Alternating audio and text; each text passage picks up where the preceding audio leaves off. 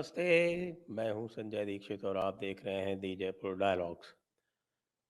Uniform civil code के लिए अब गुजरात में भी समिति की घोषणा हो गई है। पहले यह हिमाचल में हुई थी और अब मुझे लग रहा है कि जो रणनीति है वो कुछ कुछ साफ होती सी दिख रही है। अब जिसको कहते हैं कि भाई कान चाहे सीधा पकड़ो और चाहे हाथ घुमा के पकड़ो, या जिसको कहते हैं कि भाई आम खाने से मतलब या पेड़ गिनने से। तो हमें तो भाई देखिए आम खाने से मतलब है, और वो आम है यूनिफॉर्म सिविल कोड।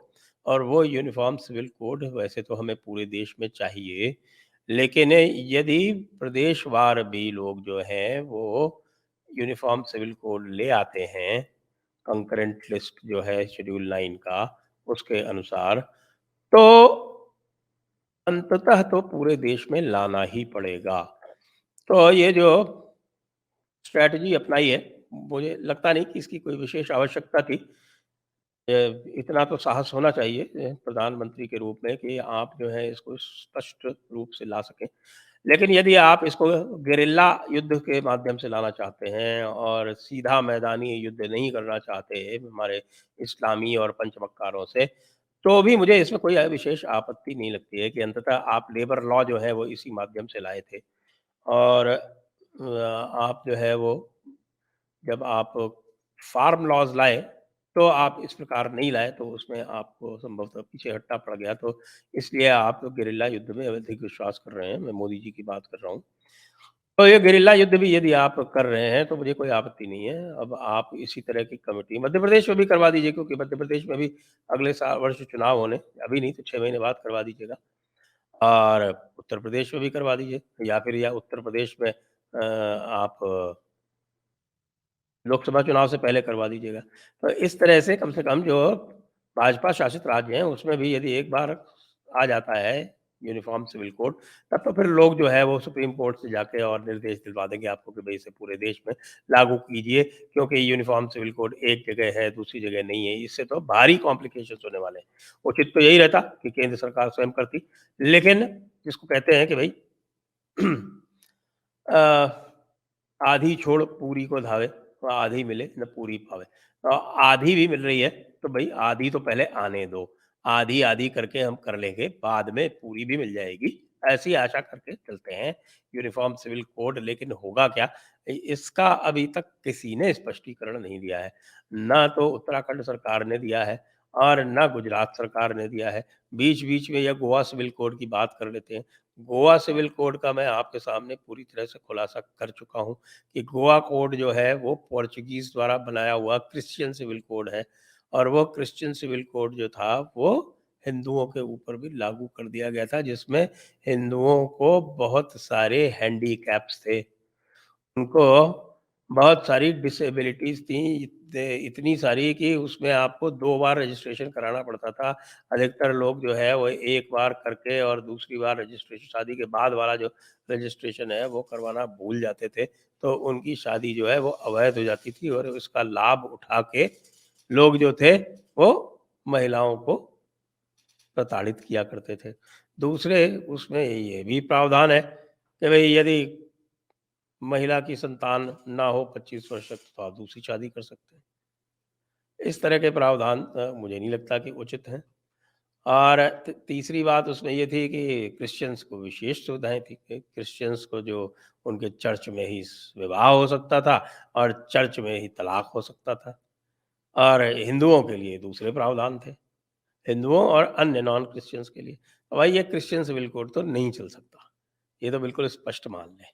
बात ये है कि सीधे-सीधे जब यूनिफ़ॉर्म सिविल कोड की बात आती है, तो वो बेसिकली यूनिफ़ॉर्म पर्सनल लॉ की बात आती है, क्योंकि जो सिविल कोड है, उस सिविल कोड में सब कुछ आता है। उसमें प्रॉपर्टी लॉ आते हैं, उसमें लॉ ऑफ कॉन्ट्रैक्ट आता है और उसमें उसमें आपके स्पेसिफिक रिलीफ एक्ट आता है।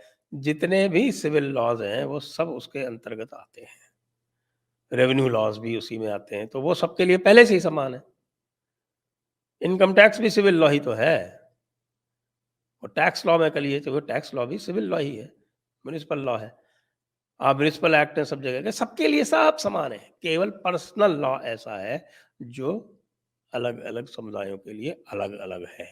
तो एक तो इसको यूनिफ़ॉर्म सिविल कोड कहना भी मुझे नहीं लगता कि उचित है। इसको तो यूनिफ़ॉर्म पर्सनल लॉ कोड यदि कहा जाए तो वह उचित होगा। तो इस यूनिफ़ॉर्म पर्सनल लॉ कोड में जैसा आप लोगों को मैं कई बार बता चुका हूँ कि इसमें आपके लॉ ऑफ मैरेजेज़ यानी कि मैरिज जिसमें मैरिज और डिवोर्स दोनों शामिल हैं, law of guardianship, law of adoption और लॉ ऑफ इनहेरिटेंस, ये 4 मुख्य रूप से आते हैं। और इसमें जो है हिंदुओं और क्रिश्चियंस और पारसियों में विशेष अंतर नहीं है। केवल उसमें कानून जो है वो अलग-अलग बने हुए हैं, लेकिन उसमें स्त्री और पुरुषों की समानता के सिद्धांत पर ही वो चलते हैं। सबसे बड़ी समस्या जो है वो मुस्लिम पर्सनल लॉ से है, क्योंकि उसमें स्त्री और पुरुष के अधिकार समान नहीं हैं और किसी भी स्तर पर नहीं हैं। अडॉप्शन में भी नहीं है, गार्डियनशिप में भी नहीं है, अडॉप्शन तो अलाउड ही नहीं है। और बहुत सारे मैं जानता हूँ कई सारे मुस्लिम दंपतियों को जो एक्चुअली अडॉप्ट करना चाहते हैं, लेकिन मुस्लिम लॉ में अडॉप्शन का प्रोविज़न ही नहीं है, ये होना चाहिए। गार्डियनशिप की बात करते हैं तो गार्डियनशिप बाकी सारे चाहे वो हिंदू हो, क्रिश्चियन हो, वो पारसी हो, उनमें सब में जो है वो गार्डियनशिप महिला के साथ रहती है बच्चे की जब तक कि वो वयस्क ना हो जाए।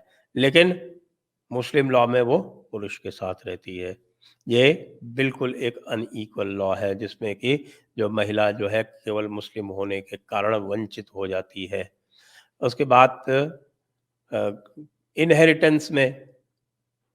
इनहेरिटेंस में सारे जो और हिंदू, क्रिश्चियन और पारसी सभी में महिलाओं को बराबर का अधिकार है, लेकिन मुस्लिम महिला को बराबर का अधिकार नहीं है। उसके अतिरिक्त जब विवाह का प्रश्न आता है तो विवाह में जो आयु बताई गई है महिलाओं और पुरुष की, वो बाकी जो नॉन मुस्लिम हैं उनसे अलग है। यह उचित नहीं है, क्योंकि इसके बाद में क्रिमिनल लॉ आ गए हैं, पॉक्सो एक्ट आ गया है। उसके अतिरिक्त जो चाइल्ड मैरिज प्रोहिबिशन एक्ट है और उसमें भी जो डेफिनेशंस दी हुई हैं वो परिभाषाएं सभी के ऊपर समान रूप से लागू होनी चाहिए। फिर जो सबसे बड़ी समस्या है वो डिवोर्स या तलाक की आती है, और डिवोर्स और तलाक में भी बाकी चाहे वो बाकी नॉन मुस्लिम जितने ही हैं, उनको सबको इसकी डिक्री कोर्ट से लेनी पड़ती है। गोवा में क्रिश्चियंस को विशेष सुविधा है, वो चर्च से ले सकते हैं। तो गोवा तो खैर एक अपवाद हो गया। बाकी स्थानों पर सब लोगों को कोर्ट से डिक्री लेनी पड़ती है, और मुसलमानों में जो पुरुष है उसको असीमित अधिकार है। ये बिल्कुल इसके ऊपर रोक लगनी चाहिए, ये नहीं होना चाहिए। मैं आशा करता हूँ कि अलग-अलग स्थानों पर जो भी ये एक्ट ले लग रहे हैं, जो भी ये समितियाँ बनाई जा रही हैं, वो अपने आप को इस दायरे तक सीमित रखेंगी, तो इसका एक बड़ा उचित समाधान हो सकेगा और कुछ तरह की जो मूर्खताएँ हैं पॉपुलेशन कंट्रोल इत्यादि की, उससे बचें तो उचित रहेगा। तो एक बार फिर ये जो गेरिल्ला युद्ध आरंभ किया गया है यूसीसी का, हालाँकि इसकी आवश्यकता नहीं थी, लेकिन something is better than nothing. युद्ध तो आरंभ किया आपने, गेरिल्ला युद्ध ही आरंभ किया तो भी उचित है। कोई बात नहीं, इस गेरिल्ला युद्ध को फिर हम बाद में ले आएँगे एक पूरे मैदानी युद्ध में और पूरे देश पर इसको लागू करवाएँगे। आप सभी लोगों को धन्यवाद। जय हिंद, वंदे मातरम।